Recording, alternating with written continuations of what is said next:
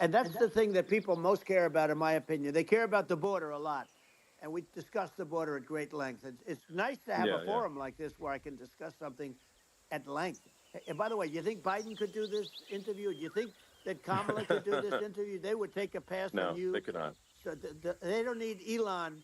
They don't need Elon screaming out questions.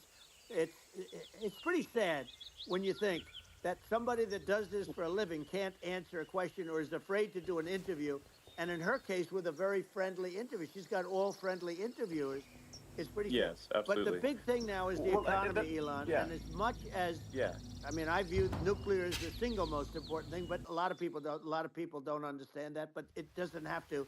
If I understand it, that's all you need. Because if I was president, you're not going to have that kind of a problem. But the thing that they really is making them angry is what Kamala and Biden have allowed to happen to the economy. It's a disaster with inflation. The inflation, it Yeah. doesn't matter what you make. The inflation is eating you alive. If you're a worker or if you're just a middle income person, you can't afford. 4 years ago, 5 years ago, people were saving a lot of money. Today, they're using Yeah. all their money and borrowing money just to live. It's a horrible thing Right. that's happening, and we'll end that Well, I think quickly. a lot of yeah, a lot of people just don't understand where inflation comes from.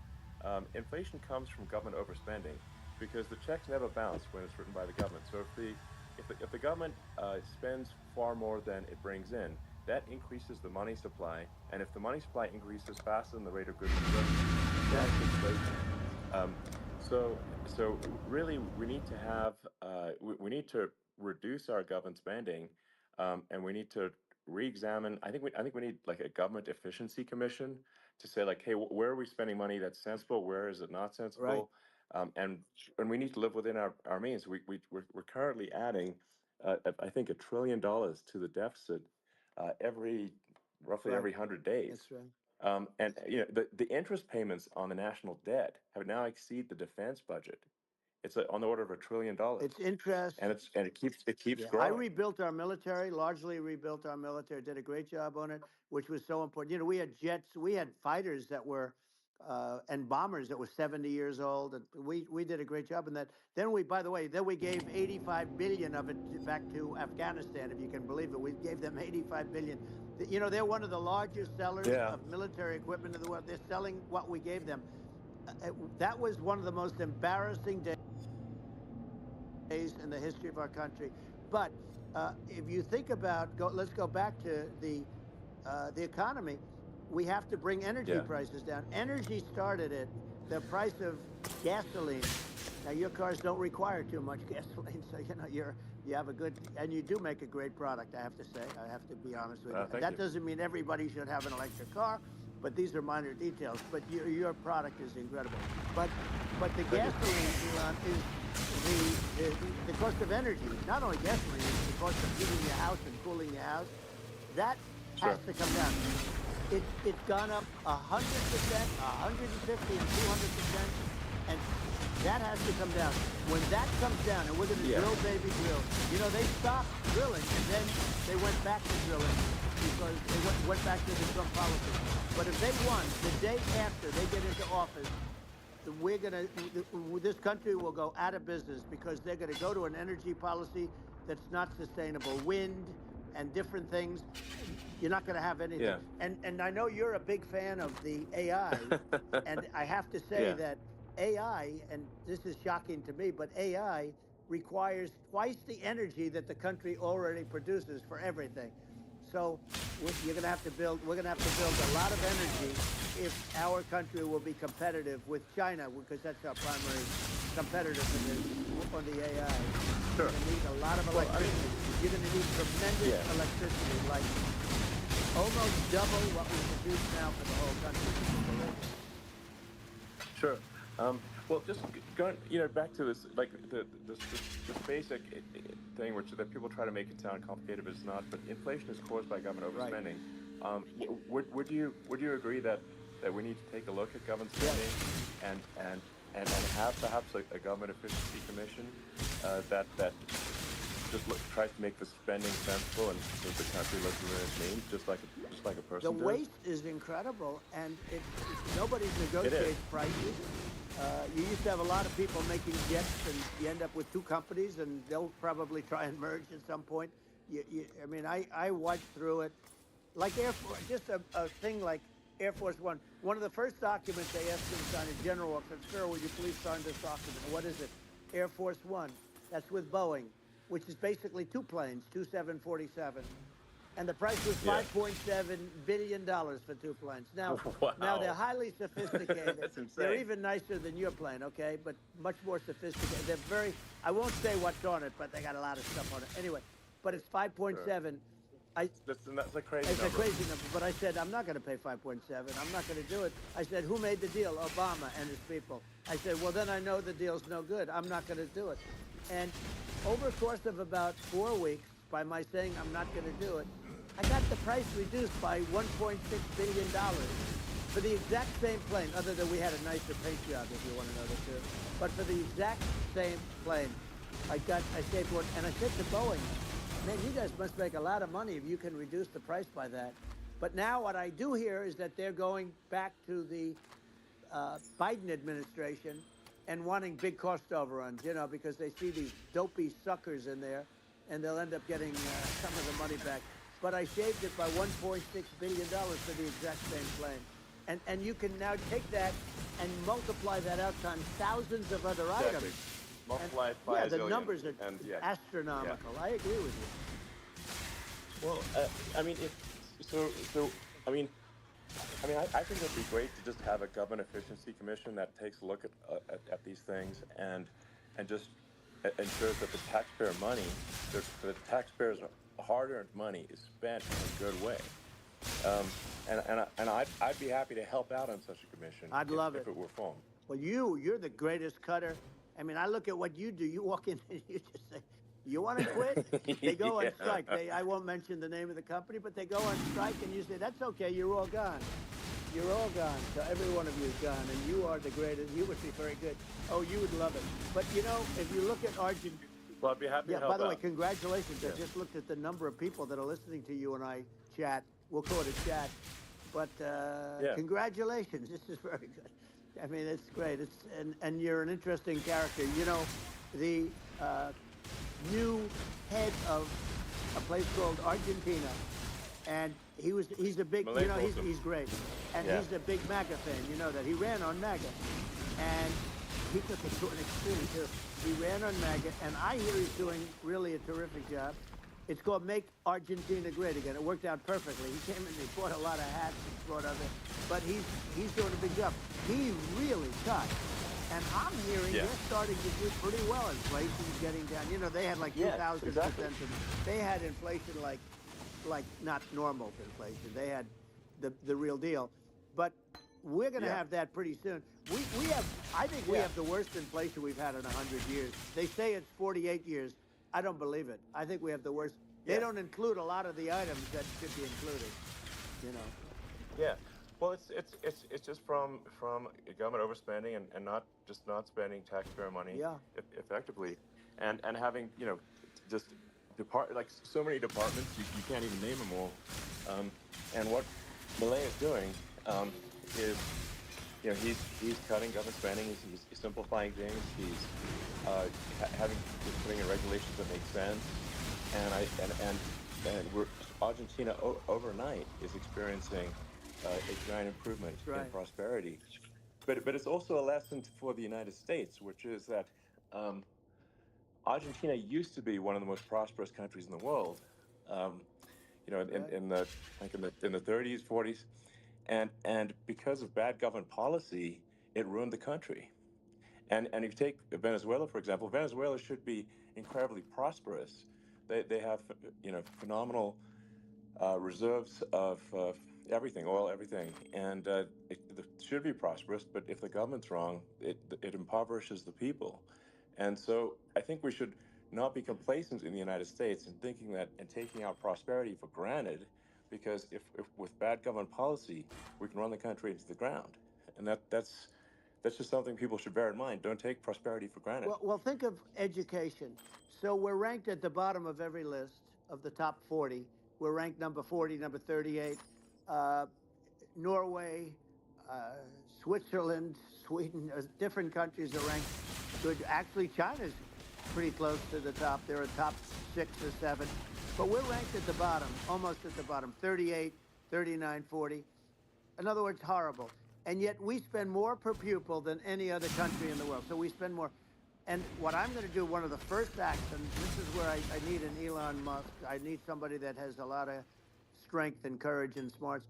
I want to close up Department of Education, move education back to the states, where Yeah. where states like Iowa, where states like Idaho, not every state will do great because states that basically aren't doing good now. You look at Gavin Newsom, the governor of California.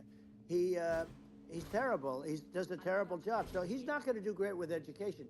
But of the Yeah. 50, I would bet that 35 would do great, and 15 Yeah. of them, or 20 of them will be as good as Norway. Norway is considered great. You can name them. I mean, they're so good. Some Yeah. of these countries are so good. But if you go into some of these really well-run states, we have states that don't know what debt is. We have states that have low taxes, no debt, everybody working. They're really well-run. Sure. And maybe they have certain advantages in terms of location, in terms of, the land or the sun and the water and the whole thing. There are a lot of advantages that some people have. But if you moved education back to the 50, you'll have some that won't do well, but they'll actually be forced to do better because it'll be a pretty bad situation. Yeah, But if you think about it, yeah. you'll have some of these states. I'll bet you'd have 30, 35 states. It'll be much better. And you know what it'll cost? Less than half what it is in Washington. And these people don't care about the students in these, faraway states. And it'd be unbelievable. Yeah. I think you're making a good point in that if the states have to if each state has to compete against other states, then people will naturally move to states where it's better. Well, like California, as we said, it's a badly run state. I could go through. I got so many friends that are in those states, even if they're Democrats. I hate to mention certain states, but Illinois is badly run with Pritzker. He's a real loser. But some of these places are just badly run. But it's almost going to force them to run better, and they won't do it good initially. But you're not going to do worse than you're doing right now. And I would say that the cost, you would cut your cost by 50 or 60%. And you'd have a little monitor. You want to make sure they're teaching English as an example. Give them a little English, right? Sure. Right. Yeah. No, I mean, some of these governors are doing so badly. I mean, they got so many people moving out of their state. They should get U-Haul Salesman of the Year award because they're driving so much U-Haul. It's actually amazing. It's just people moving out. Isn't it amazing to you as a businessman that they can even survive? Like Illinois. So many people are leaving, and you wonder, how do they survive? I mean, how do they survive? I saw where you left California, and you moved to Texas. Texas does a great job. But, I mean, I just wonder, how do these states survive when big businesses, a big oil company just left California, as you know, and they moved to Texas. How do these big states survive when they lose so many businesses? And their taxes are already really high. The taxes are among the highest taxes. You almost wonder, how do they continue on? And in many cases, the governors don't do a good job, and they're crime-ridden places. You wonder, how do they continue to just go on? It's not a good situation. I mean, I think the only thing that's going to force some of these states to change is if they risk bankruptcy and they're not getting bailed out by the federal government. Right. Well, That's the only thing that's going to get them to change. You remember the area in California where they had that, where I guess somebody had sticky fingers and they stole a lot of money. And they went into a form of chapter. And it was very nasty for a period of time. But now it's probably the most popular place in all of California. So at some point, something like that may have to happen. But the problem is you can't penalize people that loan money to the state when you have incompetent people like a Pritzker. Look, the family didn't want him in the family business. and then he ends up being governor of Illinois. So what is he going to be? Is he going to be a great governor? And you have people. I could name every one of them. I got to know every one of Yep. these, and some are very good, and some are just horrible. Well, I think that I mean the larger point here, too, as you're saying, like a lot of people are concerned about the economy, a lot of people are concerned about inflation, and inflation is effectively a tax on people that save money, Yeah. and for people that are working day to day, it's just a form of taxation, and if we can solve the government spending problem, we'll solve the inflation problem, which means people will have a better standard of living, and Yeah. that's a really big Well, the deal. people that got hurt Um, worst are the people that did it the way they were taught to do it all through, their younger life and their young life and their whole life. The people that saved money and then they got no interest on their money and inflation destroyed them. And frankly, they were almost better off if they didn't do anything like that. I mean, those people have been absolutely decimated, and we're going to bring those people back and help those people. We've got to get the prices down. When I look at bacon costing 4 or 5 times more than it did a few years sure. ago, when you look at some of the food products in grocery stores, people go, they can't believe it. They used to be able to buy a whole cart, and today, a lot of people just don't have the money. They go in and they can't buy anything. They look at Yeah, it's sticker I shock. think They it. call it Yeah, sticker shock, right? I think it really just comes, like I said, I think it just comes down to really, I guess, two things, which is that if you solve government overspending, you solve inflation, which improves living Right. standards of the average person, and then if you deregulate, like have sensible regulations, so because a lot of the regulations are nonsensical and cause the cost to be extreme for no reason. But unless you've got effective deregulation, like Reagan did a great job on deregulation in the '80s, but it's been 40 years since we had That's right. anyone really. I mean, during your administration, we made some progress, but I think uh, there's opportunity to make, I think, radical progress with sensible regulation. Yeah. And Well, if you Elon, those two things, yeah, those are the big yeah, we deals. set a record. We did more deregulation and more restrictions on all of the different businesses than any other president. Remember, I had the rule for everyone we put in, you have to get rid of 10 or 12. And we did Yeah, radical cuts on all of that. And a lot of that's being put back by this administration. And we did radical cuts on things that weren't necessary.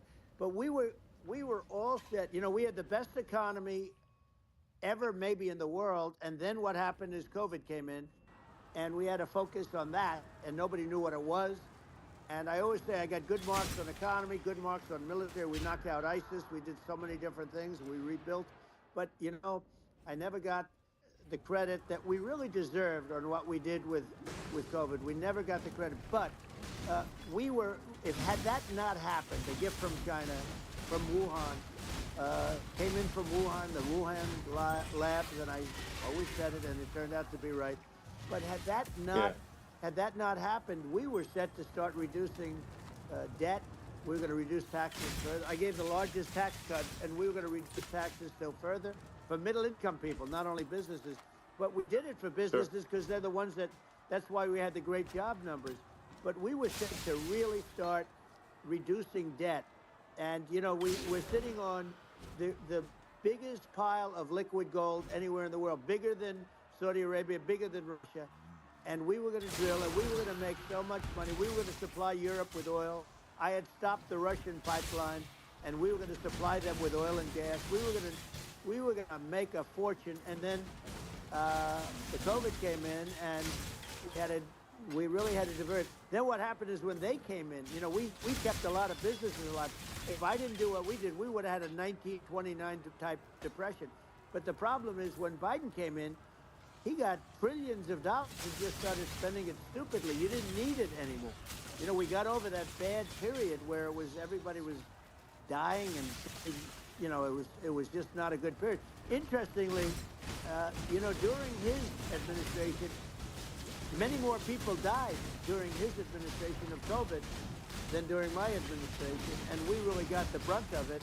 But people don't realize more people died during his administration than ours. But it diverted us from doing what I wanted to do. But we had the greatest for almost 3 years. We had the yeah, great, and you know that probably better than anybody, so many of your friends said to me the best years we've ever had in business were during the Trump years, and also said that African American, Hispanic American were so incredible. They were having the best Asian American women, men, young people without a diploma, young people that graduated from the best colleges, from MIT, from the Wharton School, from all of the great colleges, Harvard. They were doing better, and people without a diploma were doing better, and everybody was happy. And then COVID came, and we had Sure. the problem is they spent trillions and trillions of dollars. They wasted. They shouldn't have taken any money, and we wouldn't be having inflation right now, which is killing our country. Yeah. Yeah, and absolutely. I mean, I should probably say something about, like, maybe my views on, climate change Yeah. and oil and gas, because I think I'm probably different from what most people would assume. Because my views are actually pretty, I think, moderate in this regard, which is that I don't think we should vilify the oil and gas industry and the people that have worked very hard in those industries to provide the necessary energy to support the economy. And if we were to stop using oil and gas right now, we would all be starving, and the economy would collapse. So it's, I don't think it's right to sort of vilify the oil and gas industry. The world has a certain demand for oil and gas, and it's probably better if the United States provides that than some other countries. And it would help with prosperity in the U.S. And at the same time, obviously, my view is like, we do over time want to move to a sustainable energy economy, because eventually you do run out of. I mean, you run out of oil and gas. It's not there. It's not infinite. And there is some risk. I think the risk is not as high as a lot of people say it is with respect to global warming. But I think if you just keep increasing the parts per million in the atmosphere long enough, eventually it actually simply gets uncomfortable to breathe. People don't realize this. If you go past 1,000 parts per million of CO2, you start getting headaches and nausea. And so we're now in the sort of 400 range. We're adding, I think, about roughly 2 parts per million per year. So I mean, it still gives us. So what it means is, like, we still have quite a bit of time. But so there's not, like, we don't need to rush, and we don't need to, like, stop farmers from farming, or prevent people from having steaks, or Right. basic stuff Right. like that. Like you can leave the farmers alone. I agree. in How my crazy opinion. is that, where I mean, you have farmers that are not allowed to farm anymore and have to get rid of their cattle, and the whole world Yeah, is a that's little silly. crazy. But it's largely taken its lead from us. I do say, though, I've heard in terms of the fossil fuel, because even to create your electric car and create the electricity needed for the electric car, fossil fuel is what really creates that at the generating plant. And, so you sort of can't get away from it at this moment. I mean, someday you might be able to. But I do hear we have anywhere from 100 to 500 years left. Much of it hasn't even been found yet. Yeah. But there are tremendous, like Anwar. I got Anwar in Alaska approved. Ronald Reagan couldn't do it. Nobody could do it. Everybody tried. Nobody could do it. I got it approved. The first thing that Biden did was unimprove it, to get rid of it. He ended Yeah. it. His secretary went in and she ended it. And what a disgrace. That's Anwar. That's bigger, or they think it could be bigger than Saudi Arabia in Alaska. Could be bigger than Saudi Arabia. But they went in and they terminated it. And I'll get it going very quickly, because not only is it big for Alaska, I mean, you talk about economic development, that for the United States, I mean, that is, they say, bigger than Saudi Arabia or the same size, and pure, Yeah. really good stuff. And, they end it. So I think we have, perhaps hundreds of years left. Nobody really knows. But during that time, something my will estimate, come around that will be yeah, very good. yeah. Okay. Well, I mean, and my estimate would be, a little more aggressive than that. But it's not the sort of, like, we're all going to die in 5 years stuff. That's obviously BS. But I mean, my view is, like, if you just look at sort of the parts per million that increments every year, you get sort of 2 or 3 parts per million every year of CO2. I mean, I think some of that, it's problematic if it accelerates, if you start going from 2 or 3 Right. to, say, 5. And then there may be some situations where you get just a step change increase in the CO2. Um, and I think we don't want to get too close to 1,000 ppm, because like that's actually makes it uncomfortable to breathe. Like just existing in 1,000 ppm CO2 is uncomfortable. That's like that's considered like an industrial hazard. Right.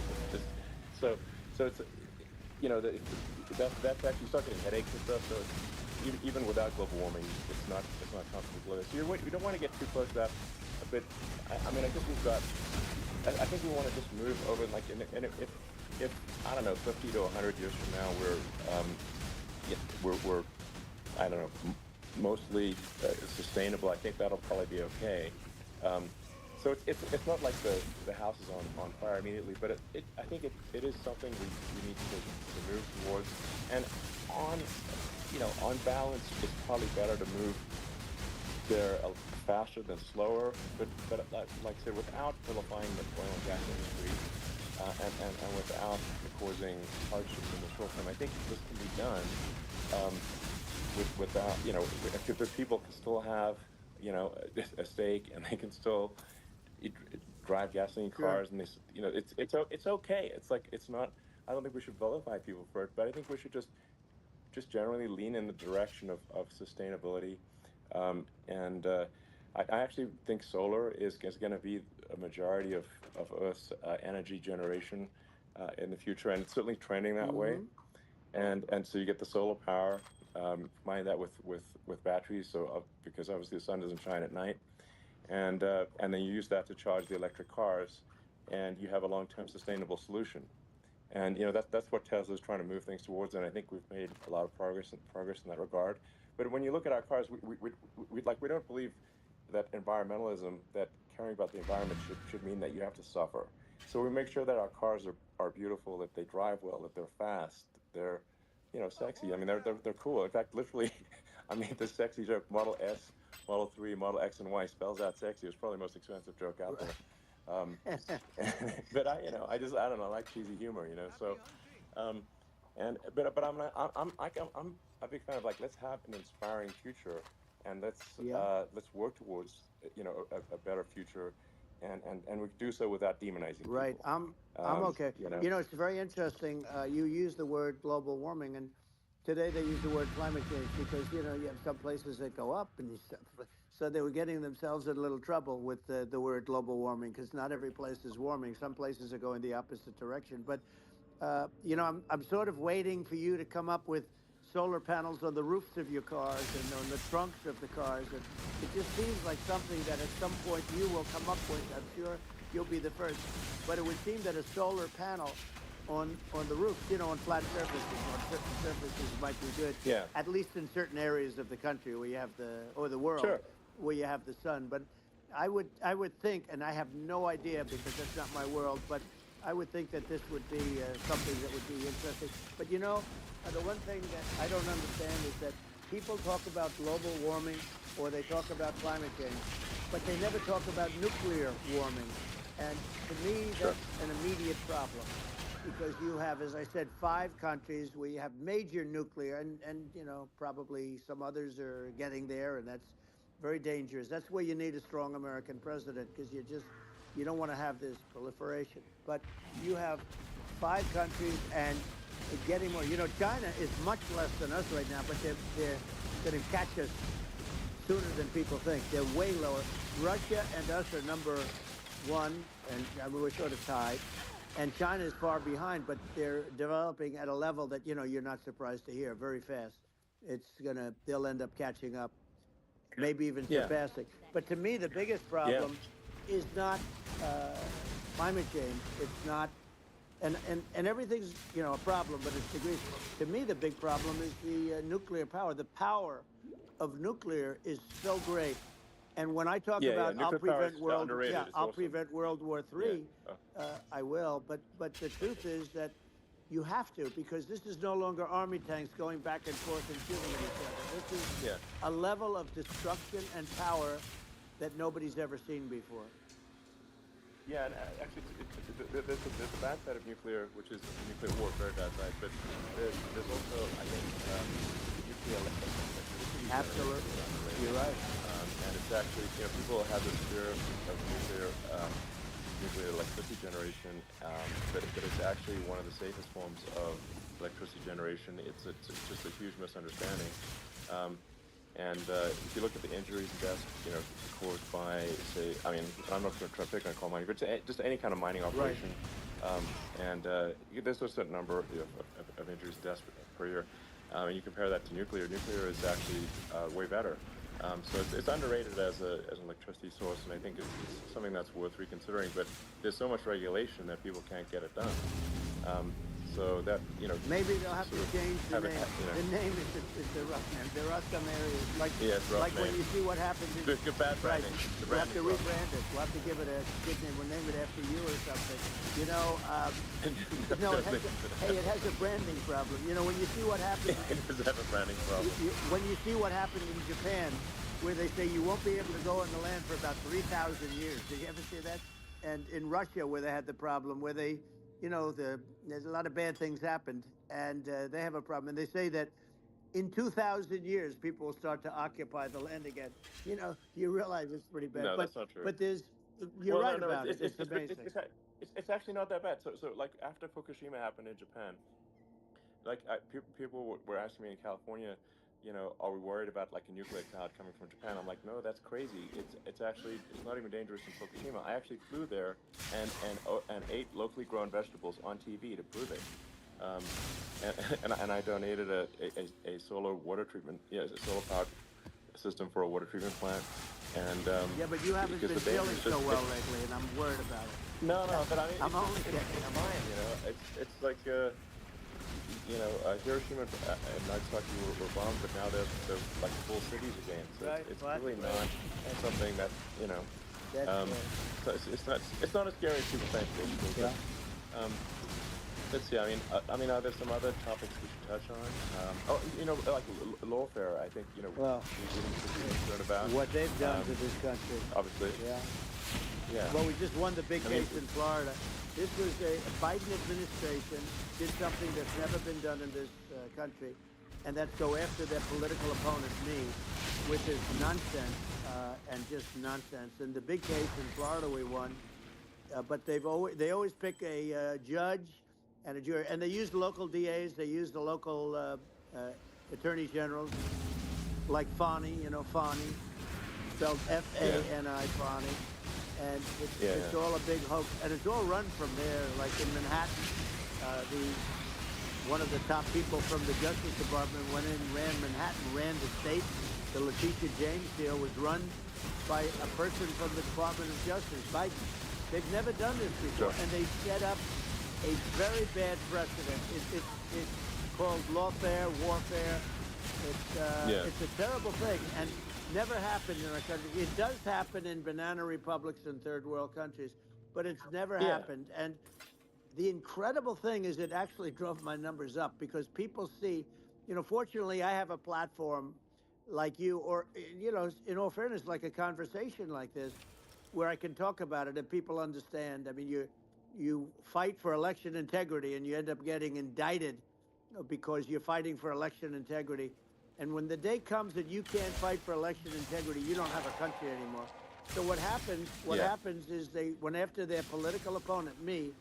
Now Biden's, close to vegetable stage, in my opinion. Okay, I looked at him today on the beach, and I said, why would anybody allow him? The guy could barely walk. Why would anybody allow him? Does yeah, he have a political advisor that thinks this looks good? He thinks this looks good because it looks so bad, and it's ridiculous. I mean, and he's been doing right, that right, for a long time. He can't lift the chair. The chair weighs about 3 ounces. It's meant for children and old people to lift, and he yeah. can't lift it. The whole thing is Well, crazy. he's clearly not, I mean, it's clearly like we just don't have a president right You now. don't That's have a just obviously president, the and truth. she's going to be worse than him Um, because she is a San Francisco liberal who destroyed San Francisco, and then as Attorney General, she destroyed California. You talk about location, and we're talking about the sun and the water and all. There's nothing better than California. She has destroyed that. She was the original DA. She was the original in San Francisco. She was the original Attorney General of California. What she has done to California is, well, you know better than I do. You just left California for a lot of those reasons. And what she's done with crime, with cashless bail, where you kill somebody. I mean, we have states there you kill somebody and they let you out right away. I mean, you don't have to even put up, and then they never find the people unless they kill again, and then they let them out again. Our country is becoming a very dangerous place, and she is a radical left San Francisco liberal, and now she's trying to protect. Now she's looking like she wants to be more Trump than Trump, if that's possible. I don't think it's possible, but she wants to be more Trump than Trump. Yeah. I want a wall. I think that's, you know, she wants to release all the prisoners that are in detention, and some of these guys are really bad. right. That just came out today. She doesn't want to build the wall, even though the walls work. Walls and wheels. You know, in your business, everything you do is obsolete, almost, well, not the tunnels, but everything is obsolete. Even your rocket ships, they're like a month later, they're obsolete. You find a better way to. The only thing that's not obsolete is a wall and a wheel. And the wall, you know, I built hundreds of miles of wall, and that's why we had such good numbers. I was going to add 200 miles. We bought it. We could have flipped it up in 3 weeks, and they sold it for 5 cents on the dollar. That meant, I said, wow, that means that they actually do want to have open borders. She wants to have open borders, and now she's going like she's tough on the border.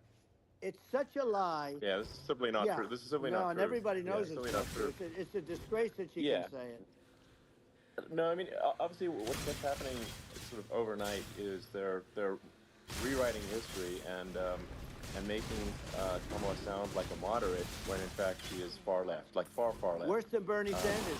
She is considered more liberal by far than Bernie Sanders.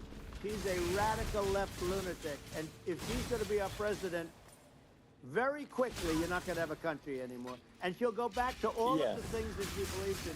She believes in defunding the police. She believes in no fracking, zero.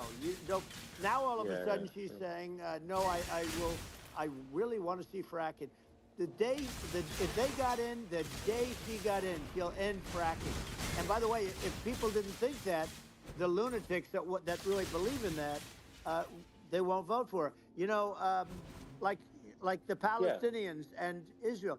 She is so anti-Israel, and she's bad for both. Biden actually did something that was impossible. Both sides hate him, you know, both sides. That was a hard thing to do, unification. Yeah, no. I mean, Netanyahu came to give a talk to joint the Senate and House sitting, and I was there, and Kamala stood him up. You know, what does that say? I think it's highly disrespectful. And I say, if you're a Jewish person, or if you believe in Israel, if you're a person that, you know, is a very pro-Israel, if you vote for her, it's worse than Biden. And Biden was bad. But if you vote for her, you ought to have your head examined. And you see tonight, I mean, as we're doing this, I'm seeing reports coming that they expect an attack tonight or tomorrow from hundreds and maybe thousands of rockets. You know, their Iron Dome, as they call it, as we all call it, but their shield that they build, that can be swamped. We'll use the term that's appropriate, swamped. But they swamp it by shooting enough missiles. You know this better than anybody. By shooting enough missiles, they can't defend themselves. You know, they just obliterate the whole place. And that's what some people think they're looking to do. And we have no leadership. There's no respect for the United States of America with these people. And I'm telling you, she'll be worse than him, because she's a believer in being radical left, and he wasn't. I think you're right. I mean, you really, it's important for the public that maybe listens to this to look at Kamala's track record, you know, before the last month, and say, is that a track record you agree with? And I think if you're an independent moderate, you definitely would not agree with it, because it is her behavior has been far left, and we're seeing just an overnight propaganda attempt to rewrite history and make it sound like Kamala's moderate when she in fact is not moderate. Well, her running mate approved, signed into legislation, tampons in boys' bathrooms. Okay, now that's all I have to hear. tampons in That's boys' weird. bathrooms, and that means she Yeah, believes in that too. I mean, yeah. That's she not picked this okay. guy because he was the closest to her. A lot of people thought she'd pick sort of the opposite, but she picked an anti-Israel radical left person. But she is far worse, they say, than Bernie Sanders. If we have her as a president, if we have a Democrat at this moment as the president, I don't think our country can survive. I think it's a massive. I think we're in massive trouble, frankly, with the Kamala administration, and that's my honest opinion. Um, and uh, and I think really it's essential that you win for the good of the country for this election. And I mean that's I'm just stating my opinion. Now you know you may have seen this, but I got a letter from the EU Commission like saying to not have disinformation on the during this discussion that we're having and there's a lot of attempts to do censorship and to force censorship even on Americans from other countries and what do you think about that? Well, I know the European Union very well. They take great advantage of the United States in trade, as you know. We, through a different forum, NATO, we protect them. And yet, if you build a car in the United States, you can't sell it in Europe. You just can't sell it. It's impossible. The same thing with our farmers. Our farmers find it very difficult to do business. You know, we have a deficit with them of $250 billion, which people don't know. It sounds so nice, the European Union, but let me tell you, they're not as tough as China, but they're bad. And I let them know it, and that's probably why they notified you. No, they don't treat our country well. We defend them, you know, with Ukraine. So we're in for 250 billion, and they're in for about 71 billion, and they have the same size. If you add up the European nations that in terms of an economy, it's about the same size. When you say as us, and they're in, Yeah, and they're in much greater risk. They're right there. We have an ocean separating us from, in this case, the enemy would be Russia. It used to be for the yeah, Soviet Union, but let's assume they're close enough. And what happens is uh, they're in for 70 something million. I think even less than that, billion, and we're in for about 250 billion, and it could be a lot higher than that. And I say, why aren't you going to equalize? Why aren't they paying what we're paying?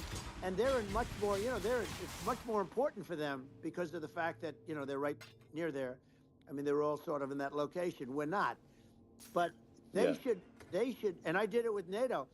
There were only 7 countries that were paid up in NATO out of 28 at the time.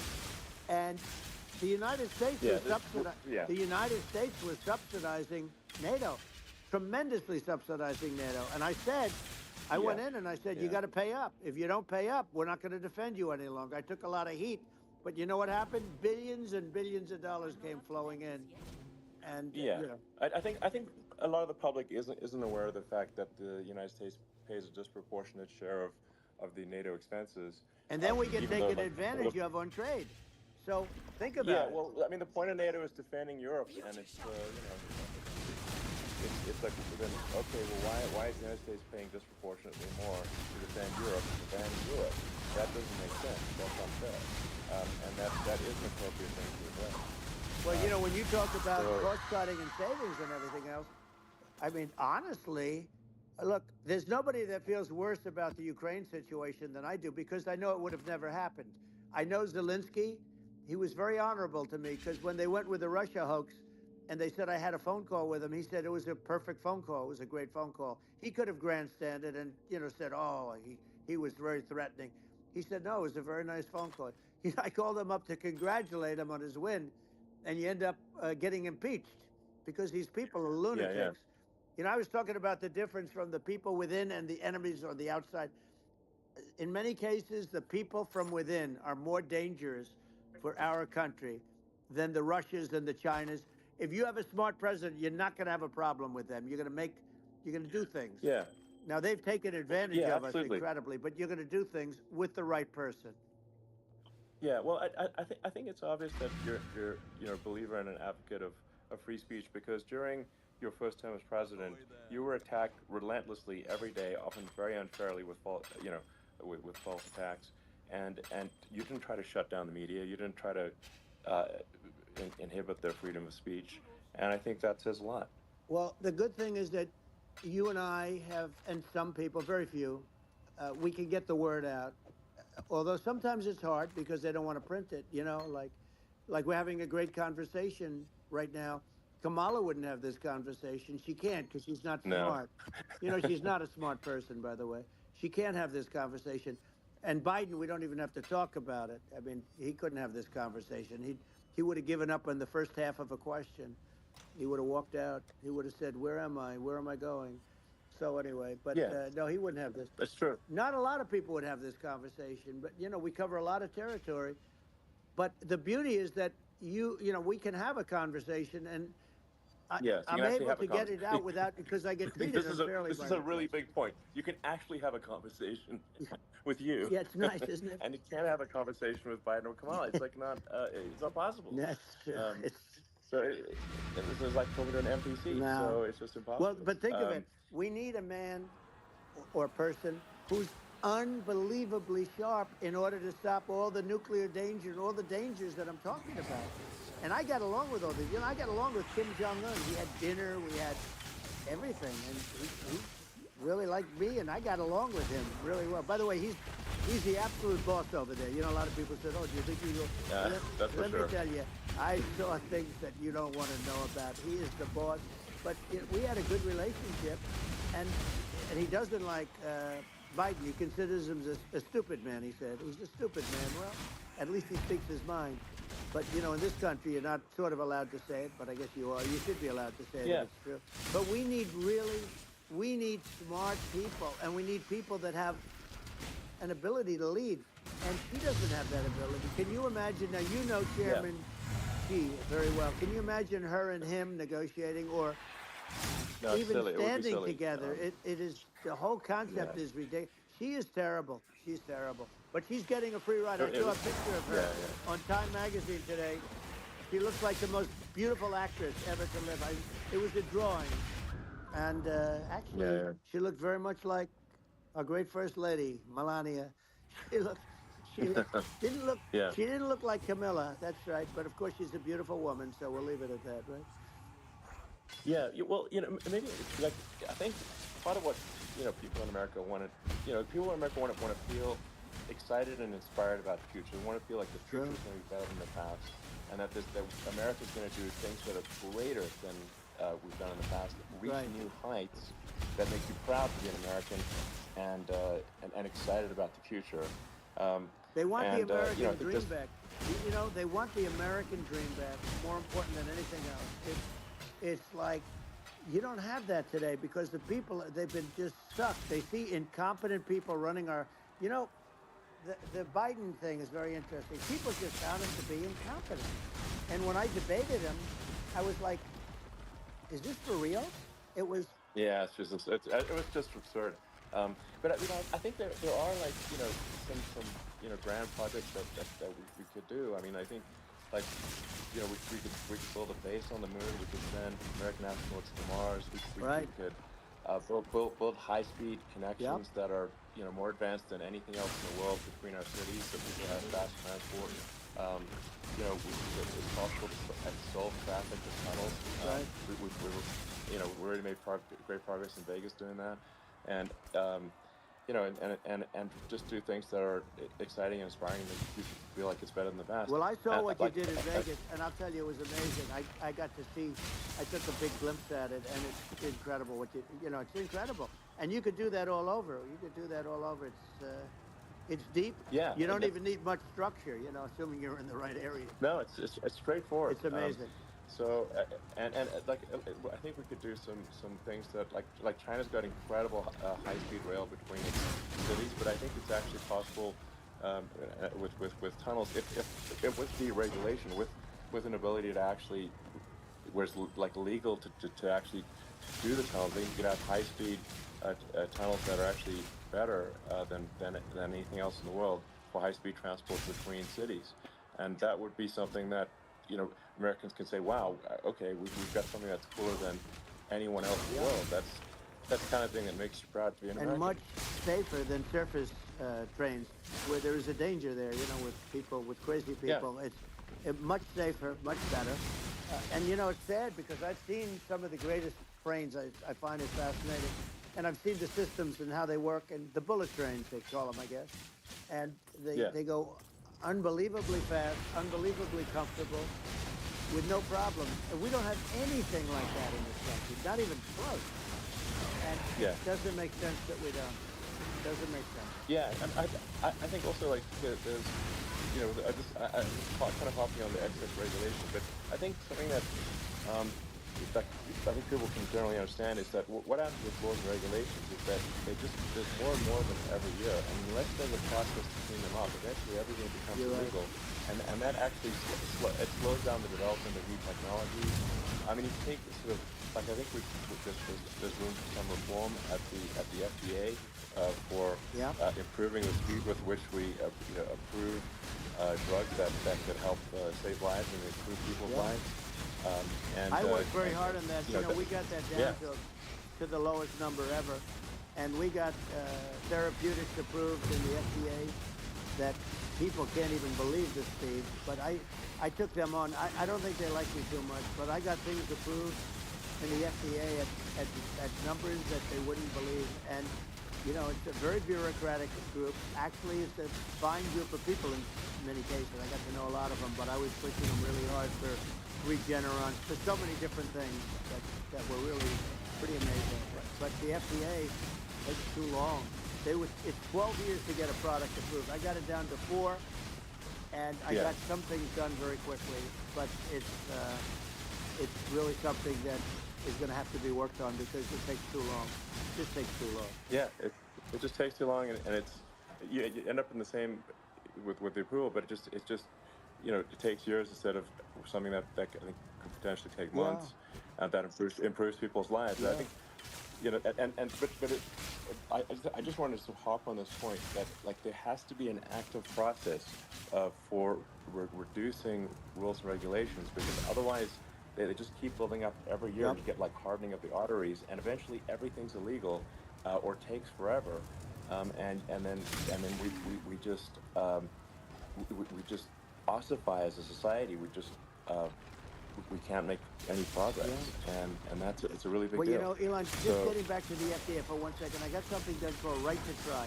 This is where you can go in and, if you're terminally ill, you can use a space age, medicine or whatever it may be. We have the best doctors, the best labs in the world. We really do. And but people would go to other countries because you couldn't use the product, even if they thought it worked, because it's going through the FDA.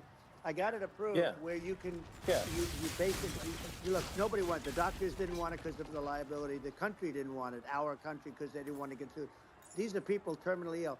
The insurance companies didn't want it, and the pharmaceutical companies. Nobody wanted it. I got everybody into a room, and we came up with an agreement that you won't get sued. And also, they didn't want it on their record. If somebody's terminally ill and they die after taking a drug, they didn't want that on their record. So we set a separate list. If somebody was, so it wouldn't count as a negative. yeah, Okay. And as you know, we got it yeah, done. We have saved Right to Try. They've been trying to get this done for 58 yeah, years, and it sounds simple, but it wasn't, because the insurance companies, nobody wanted it, but we got it done. sure, Somebody signed. You sign a document that you're not going to sue the insurance companies, the country. You're not going to sue anybody, and we got it done. And we're saving tens of thousands of lives. Right to Try. Hopefully, you never need it, but if you yeah, do, you don't have to travel to Asia. People, right, if they had money, they go to yeah, Asia, they sure, go to Europe. If they don't have money, they go home and die. That's what happens. They go home and die. yeah. Well, I mean, and actually, to give Europe some props here, it's like if a drug is approved in Europe, which has a crazy amount of regulations, it should obviously be approved in the U.S. I mean, they get more regulations than we do. So why would a drug be approved in Europe and not in the U.S.?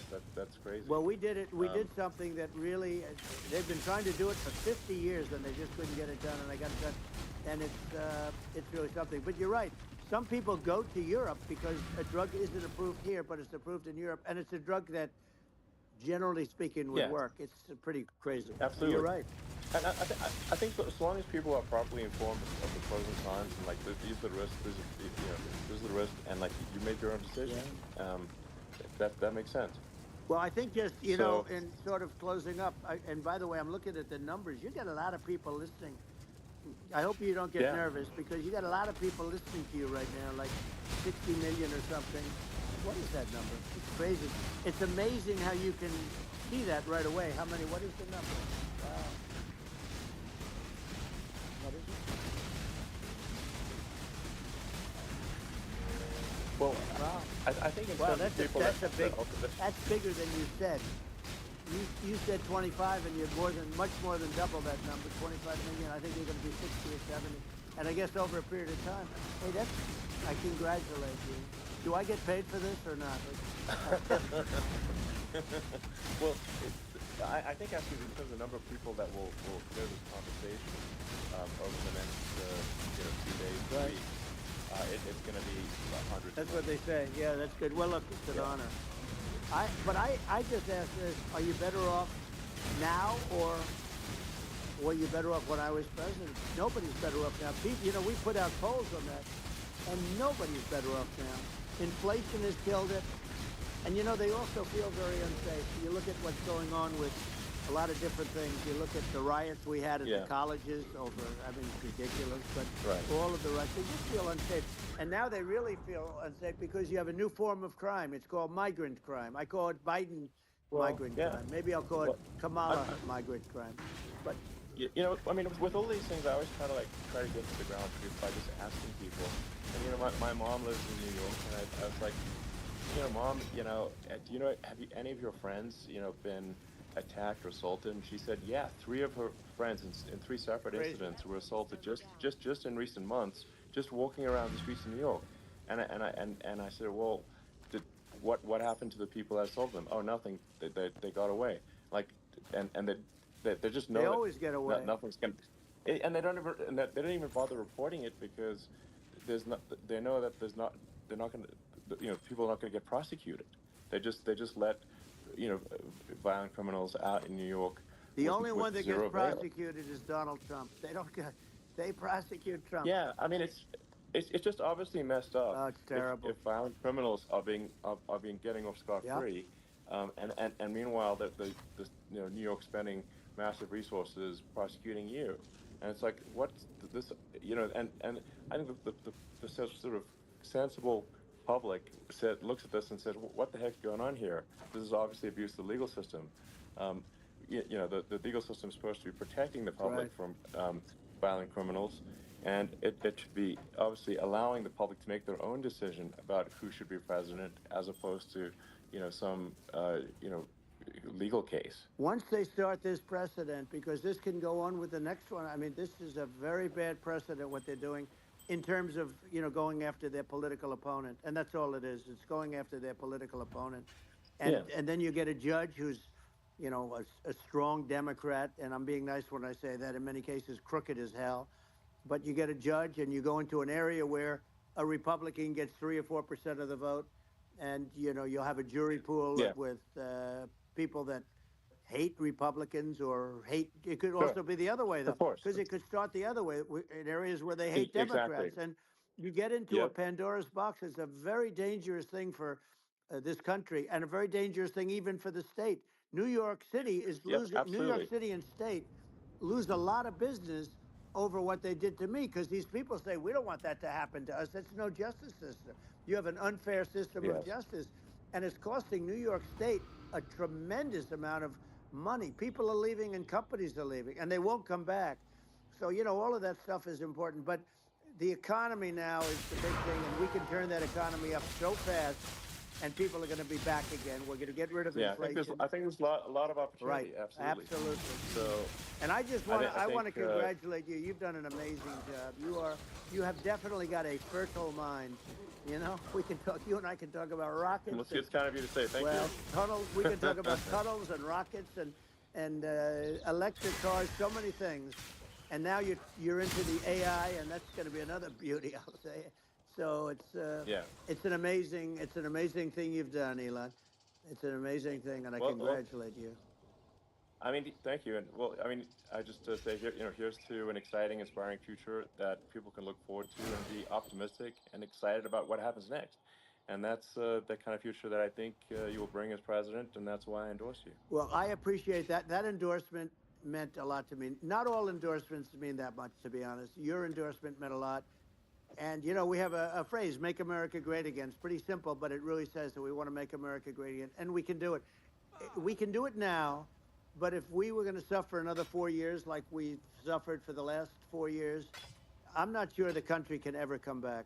That's how bad it is. It's so bad. We have to do a lot I of think that's a things. very real Yeah, risk. it's a big That's a risk. very real risk. Yeah. And it's I'd just like to note to people listening, like I've not been very political before, and if you look at my record, I've actually been. I'm not like some they try to paint me as like a far right guy, which is absurd because I'm like making electric vehicles and solar and batteries helping with the environment, and and I actually I supported Obama. I stood in line for 6 hours to shake Obama's hand when he was running for president, and so it's not like I'm like some sort of dyed in the wool long term Republican. I'd call myself uh, historically a moderate Democrat, and but now I feel like we're really at a critical juncture for the country, and uh, I think a lot of people thought the Biden administration would be a moderate administration, but it's not, and obviously that we're just going to see an even further left uh, administration with Kamala. That's my honest opinion. I mean, her dad is literally. I mean, she was brought up as an actual. Her dad is a Marxist economist. You can Google it. I mean, it's not a. We're not making this up. That's how she was brought up. So, and we want to have a future that is prosperous. And I think we're just at this critical juncture, and I think this is a case of the America is going to at a fork in the road, It's true. and I think the path, like you are the path to prosperity, and I think Kamala is the opposite. Then that's my honest opinion. I'm gonna get attacked like crazy, and I've also experienced quite a bit of lawfare myself, and but I'm just trying to tell people my honest opinion, and I haven't been really active in politics before, and I'm just trying to point out that my track record historically has been moderate, if not moderate, slightly left. So this is to people out there who are in the moderate camp to say, I think you should support Donald Trump for president. And I think it's actually a very important junction in the road, and we're in deep trouble if it goes the other way. Well, I want to thank you. And, I actually always did think of you as somewhat left. I must say that. So it's Yeah. even more of an Well, honor to have yeah. your endorsement. I know how strong you feel about it. But, when you think of her, San Francisco, 15 years ago, I had a great friend, Bob Tish. He said it's the greatest city in America. And now it's almost not livable there. And California likewise. And she was involved in the destruction of San Francisco and the destruction of California. And she will be involved in the destruction of our country if people are so unwise as to elect her. And I hope that doesn't happen. And I hope the elections are going to be run honestly. And we're going to turn this country around. We're going to do things and we can do it fairly quickly. And we have to get rid of the criminals that have been, given to us by other countries as they laugh. They laugh at us. They think we're stupid to accept these people. These are radical, stone cold killers in many cases, and terrorists. And they're in our country by the hundreds of thousands. Yeah. And we have to take Yeah. them out. Yeah. I mean, if I could summarize it, perhaps, I think these are issues that I think most people in America would agree with, which is that we want safe and clean cities, we want secure borders, we want sensible government spending, we want to restore both the perception and reality of respecting the judicial system, stop the lawfare, and I think that's like, and how are those even right wing positions? I think that's just common sense, and that's I mean, would you agree with that? 100%. I don't understand, the whole, they call it progressive. They don't like the word liberal anymore, but call it liberal or progressive. I don't understand how somebody could say that it's okay for them to empty prisons into our country. And again, I told you their crime It's rates definitely all not over the world okay. are going way down, which makes sense. In fact, the next time what we'll do is if something happens with this election, which would be a horror show, we'll meet the next time in Venezuela because it'll be a far safer place to meet than our country. Okay, so we'll go. You and I will go, and we'll have a meeting and dinner in Venezuela because that's what's happening. Their crime rates coming down, and our crime rates going through the roof. And it's so simple. And you haven't seen anything yet because these people have come into our country and they're just getting acclimated.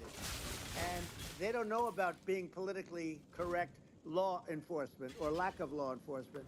And our police, I have to just end with this. We have great police. We have great law enforcement, but they're not allowed to do their job. They have to be able to do their Yeah. job without being destroyed. Well, absolutely, and it's obviously demoralizing if you're a police officer risking your life to to arrest violent criminals who could kill you and do kill you sometimes, and then you arrest a violent criminal, and then the VA doesn't prosecute and that's let the guy out. Yeah. Well, then like why should a police officer risk their life uh, to arrest a violent felon Well, even worse, if Elon, nothing's going to happen? even worse, they prosecute the police officer.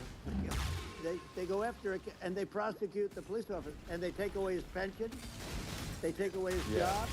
He loses his family. He loses his house. Well, I thought it was very telling, like incredibly telling, that when there was a case where sort of a gang of thugs beat up police officers. I think it was in Times Yep. Square in New York, and and then nothing happened to those guys. They were let out, zero bail, and I think a bunch of them were given free tickets to California. Well, what is I mean that is a gross indignity against the United States, and that's how. I mean, this is insane. Like, have we lost all pride? What that? How can such a thing be allowed to occur? I've never seen anything. We see where they get shot. It's a very dangerous profession, but it's something they're very proud of, and they want to be able to do their job. But I've seen them get shot. I've seen a lot of things. But I've never seen where these guys are standing in the middle of a big street, everybody watching them, and they're literally boxing, like punching, stand-up fighting a police officer. There were two of them, and you Yeah, had about six yeah, of yeah. these guys, and they're punching the hell out of them. And in their own country, they would be dead if they did that. They'd be shot. They Yes. would be shot instantly. And they come from these countries, and it's taking them a while to realize that we don't do that in this country. But in their own Yeah. country, if they stood on a street and had a fight with a police officer, they would be shot. There's no political correctness. And Yeah. It's it's just. such a sad thing to see. And that's the reason you have crime, We by the way, yeah. because we don't do anything about Yeah. it. Yeah, we just cannot have a situation where our police officers are beaten up on camera by a gang of illegal immigrants, and then nothing happens to the guys that beat up the cops. I mean, and they're let out. This is Well, we're going unacceptable. to change it, Um, and we're going to get them out of the country. When I first got involved, they said you couldn't get them back to these countries. You couldn't take them back. In the case of Guatemala, Honduras, El Salvador, some others, you couldn't get them back. And I said, really? Oh, you can't get them back? Because under Obama, he couldn't get them back. They'd fly them in, and they'd put planes on the runways in these countries so you couldn't land a plane. They'd bring them back. And the generals told me, sir, we can't bring them back. The countries won't accept MS-13 gang members. They won't accept them. And I said, really, how much do we pay these various countries in terms of economic aid, which is also somewhat ridiculous? And the answer was $750 million. I said, good. Tell them they're in default. They're delinquent. We're not paying them anymore because they won't accept yeah, it. it's And you know what happened? They all called me, yeah, every one yeah, of them. They said, we would be honored to take them back, sir. We would be honored. It was so easy. But it's one of those things. And we got them back. We took in so many. MS-13 is probably yeah, the worst gangs in the world. They're the most vicious, violent. We took them out of here by the thousands and got them out of here. And their countries took them back. And because I said, you're not getting any more economic aid. And once I said that, they were nice. They wouldn't take them back for yeah, Obama. They yeah. wouldn't take them back for anybody. And now we have a problem because we have this guy, and they don't take him back anymore with Biden because they don't respect him. Yeah, yeah. It's just gotta be done. We just can't have uh, whether they're citizens or not citizens. We can't have, because they won't prosecute citizens either, not just illegals. So that if it's you can't have violent, repeat violent offenders that are not that don't get incarcerated, That's right. because they will obviously, by definition, continue uh, to uh, hurt people. And I think where part of this comes from is that there's and I do sort of consider myself liberal in some ways. I mean, it's just that you want to have empathy for Right. people. Obviously, you want to have empathy for people. I totally agree with that. You want to have empathy, but you also have to have empathy for the victims of the criminal. And if you just have empathy for the criminals, it's actually shallow empathy. It's not real. You're not thinking. You're one layer deep in empathy. You got to say, like, what if you don't incarcerate this person? Sure, they're going to hurt. Sure, they might kill someone. They might rape someone. If you don't incarcerate them, you have to have empathy for the victims. And there's a lack of empathy for the victims of the criminals, and too much empathy for the criminals. It doesn't make sense. That's why you want to have deep empathy for society as a whole, not shallow empathy for society. And we have to give our police officers the dignity and the respect that they deserve. And we have to let them do their job. They can do a great job, but we have to let them do their job. And if we don't do that, it's going to all disappear. There's never been a society like this where you're allowed to do anything you want and nothing happens. And I'm talking about violent crime.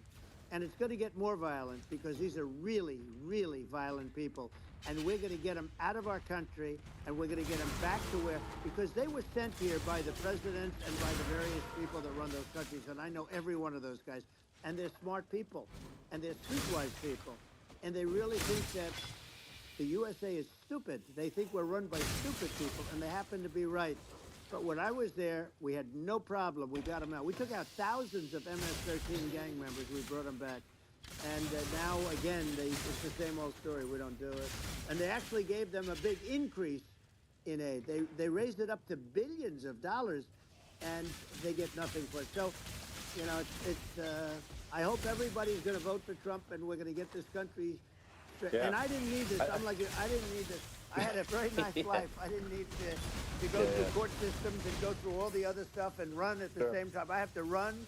I have to go through fake trials with, in some cases, corrupt judges, totally corrupt judges. I didn't need it. I had a nice life. I have great locations. I have beautiful oceans that I have places.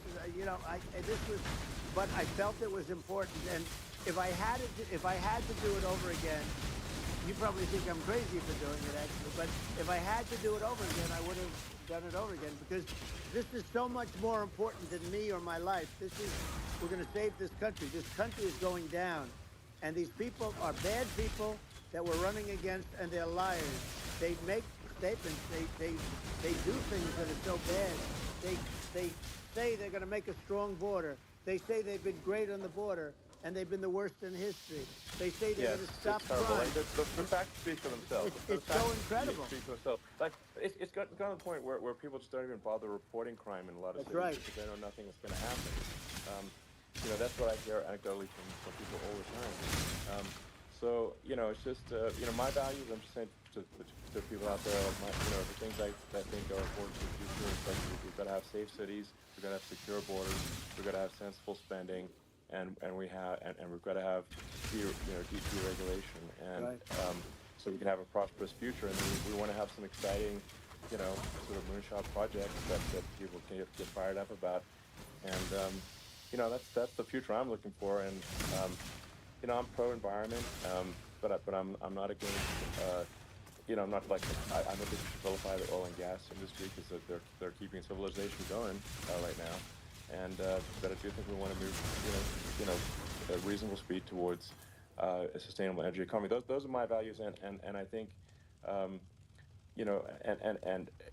so I mean that's why I'm supporting you for president.